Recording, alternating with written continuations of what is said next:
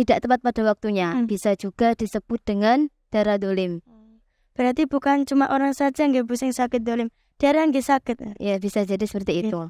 Bagaimana sholatnya orang yang istihadah? Sedangkan yang kita tahu bahwasanya darah kan najis Bu. Lah, orang sholat kan kalau membawa najis otomatis batal puasa sholatnya. Jangankan membawa, terkena saja itu sudah tidak boleh. Nah, bagaimana Bu sholatnya orang yang istihadah?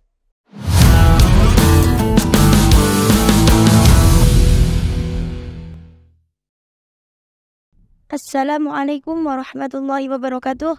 Salam silaturahim untuk seluruh sahabat santri Nusantara dan juga para pemirsa dimanapun kalian berada. Semoga sehat selalu dan selalu dalam perlindungan Allah Subhanahu wa Ta'ala. Pemirsa, kembali lagi bersama kami di obrolan santri yang khususnya tetap di Tanggir TV. Obrolan kami kali ini akan melanjutkan pembahasan yang kemarin mengenai fikih kewanitaan. Kita akan langsung mengobrol dengan dua narasumber spesial kita pada malam hari ini yang mungkin sudah agak kita kenal. Di samping saya ada Ustazah Happy Munawwaroh dari Bojonegoro yang kerap dipanggil Bu Waroh. Bu Happy. Oh, yang kerap dipanggil Bu Happy. Terus di sampingnya juga ada Ustazah Mas Fatimah Zahra dari Surabaya yang mungkin sudah agak kita kenal Pemirsa, beliau ini juga merupakan Dewan Asatidzah di Pondok Pesantren Raudhatul Tholibat sekaligus di Madrasah Miftahul Huda Banat. Bagaimana kabarnya Bu Happy, Bu Zahra? Alhamdulillah sehat. Mbak Laila sendiri gimana kabarnya? Kalau saya insya Allah selalu tafaulan Bu kali asmane jenengan. Alhamdulillah selalu happy ngoten. Langsung mawon nggih Bu. Kan ngeten. Ketika kita sedang membahas tentang haid, niku pasti tidak lepas dengan pertanyaan-pertanyaan seperti ini. Kuwata sangat rencang sing bertanya kados ngeten. Bagaimana ketika kita sedang haid, terus kita memotong kuku atau menyisir rambut? Nah, itu bagaimana? Apakah diperbolehkan atau bagaimana? Alangkah baiknya untuk tidak memotong kuku, rambut dan lain-lain dari anggota badan saat haid atau nifas. Karena ada keterangan kelak di akhirat anggota badan yang belum disucikan akan kembali ke pemiliknya dalam keadaan belum disucikan. Berarti kita harus sangat menghati-hati ketika kita sedang haid. Insya Allah kalau tentang masalah haid niki sampun clear Bu. Sampun.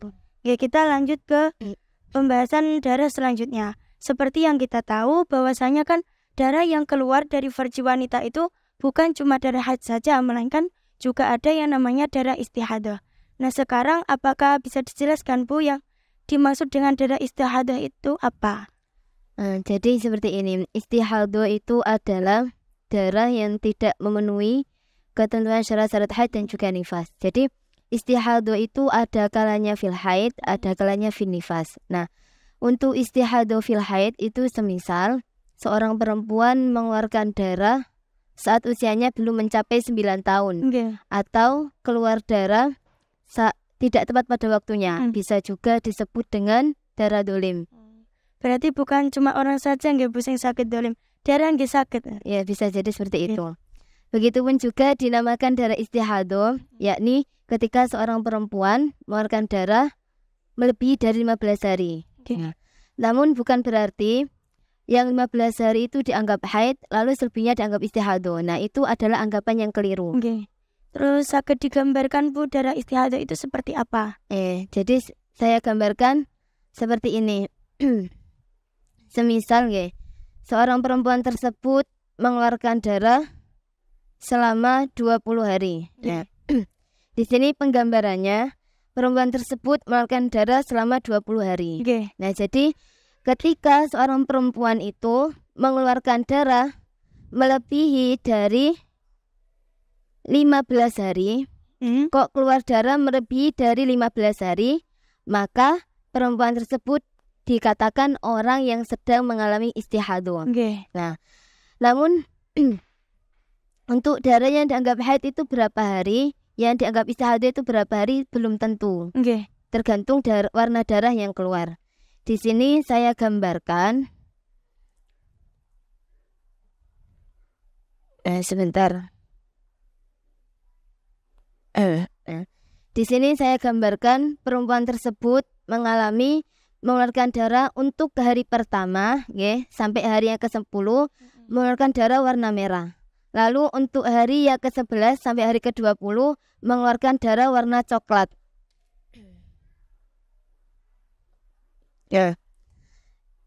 Sampai di sini bisa dipahami bahwa perempuan tersebut selama 20 hari mengeluarkan 2 unsur darah, yakni darah kuat dan juga darah doif.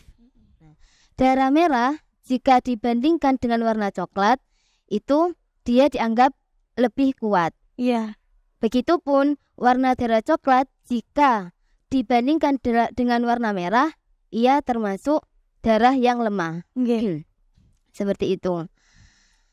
Nah, kalau seperti ini, kalau darah sudah berhenti, maka sudah bisa disimpulkan bahwa darah yang dianggap haid adalah darah kuat, yakni 10 hari yang awal. Ini dianggap haid.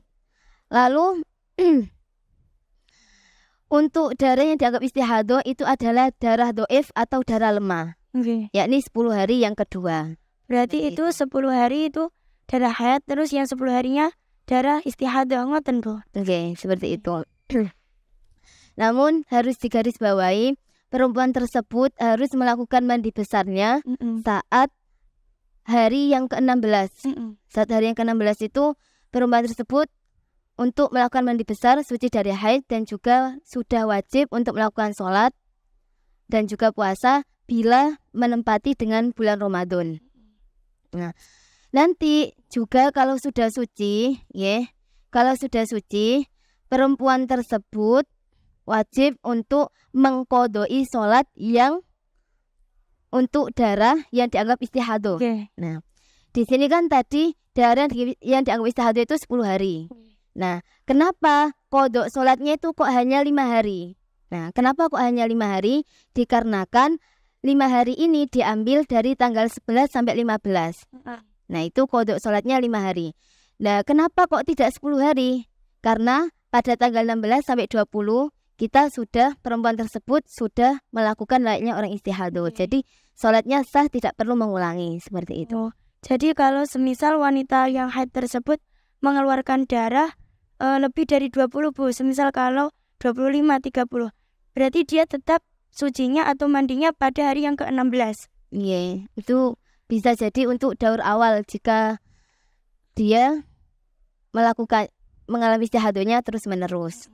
Karena memang hukum awal kemarin bahwasanya batas maksimal haid adalah 15 hari. Itu hanya sebagian contoh dari istihadah karena pembagiannya itu ada beberapa. Terus sekarang kan kemarin kalau di bab haid niku kan wonten perkara yang diharamkan ketika wanita tersebut mengeluarkan darah haid. Nah, ketika wanita tersebut mengeluarkan darah istihadah, apakah ada perkara yang diharamkan? Orang yang istihadah itu seperti halnya orang yang suci, tetap wajib sholat, puasa Ramadan, dan membaca Al-Quran. Tapi untuk yang istihadah mutahayyirah, wanita yang bingung atau tidak tahu adatnya, boleh membaca Al-Quran hanya di dalam sholat saja. Di lain sholat, dihukumi haram, seperti halnya orang yang haid. Nah, pemirsa, seperti yang dijelaskan oleh Bu Happy, bahwasanya wanita yang istihadah itu dia tidak diharamkan untuk melakukan sholat puasa, melainkan hanya untuk wanita yang mutahayyirah saja, dia tidak diperbolehkan membaca Al-Quran di luar waktu sholat. Nah, yang dimaksud dengan wanita mutahayyirah itu yang seperti apa, Bu? Wanita yang tidak tahu kira-kira, tidak tahu kebiasaannya, dan tidak tahu adatnya. Oh, berarti wanita yang memang tidak paham fikih wanita, yang bingung lah. Berarti dia haram Bu kalau dia membaca Al-Quran di waktu selain sholat. Dapat dosa, Bu? Kan nggak tahu, yang tahu dosa kan hanya Allah. Nah, terus kan perkara yang tidak ada Bu, perkara yang diharamkan ketika sedang istihadah. Berarti sholat kan wajib. Nah, sekarang pertanyaan gini, bagaimana sholatnya orang yang istihadah? Sedangkan yang kita tahu bahwasanya darah kan najis, Bu. Nah, orang sholat kan kalau membawa najis otomatis batal puasa sholatnya. Jangankan membawa, terkena saja itu sudah tidak boleh. Nah, bagaimana Bu sholatnya orang yang istihadah? Baik, nah untuk sholatnya orang istihadah nggih, dikarenakan hadas dan juga najisnya itu secara terus-menerus, maka sebelum melakukan sholat ia harus melakukan beberapa tahapan. Nah, untuk tahap pertama, perempuan tersebut diwajibkan untuk melakukan istinja atau membasuh kemaluan. Istilah Jawanya itu cebok. Nah, istinjanya ini seperti apa Bu? Atau seperti pada umumnya? ya seperti pada umumnya, seperti itu. Lalu untuk tahap selanjutnya, perempuan tersebut diharapkan untuk menyumbat kemaluan menggunakan kapas atau sejenisnya. Nah, kenapa kok harus menyumbat? Supaya darahnya itu tidak menetes keluar. Oleh karena itu, menyumbatnya harus pada bagian kemaluan yang tidak terlihat saat perempuan tersebut jongkok. Nah, kok semisal menyumbatnya itu pada bagian kemaluan yang terlihat saat jongkok atau kemaluan yang wajib dibasuh ketika istinja, maka sholatnya itu tidak sah. Nah, alasannya kenapa kok tidak sah? Karena sama halnya ia sholat dengan membawa najis.